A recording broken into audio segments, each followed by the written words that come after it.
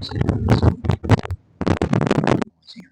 tips and tricks sa Microsoft Office. So, bali gamit ko dito is Google Spreadsheet.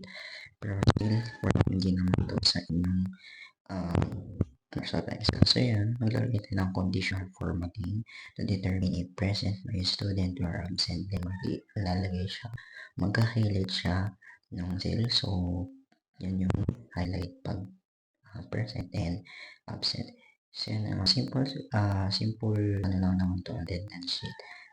Tapos, meron ding conditional formatting na gagamitin para ma-determine kung present ba siya, tapos mag-highlight siya ng cell. So, kung ano man yung piliin yung color.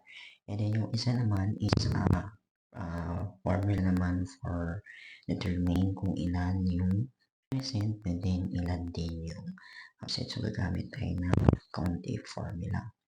Tapos, yung sa isa sa condition formatting. So, bali po sila lang yung video para makuha niyo yung mga formulas.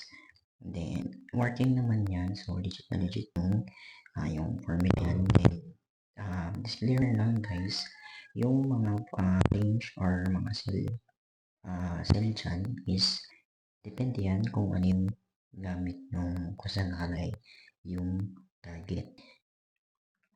Yan lang naman yung algo ni Excel or ni spreadsheet. So, saan target cell yung magiging doon may input yung mga datas nyo.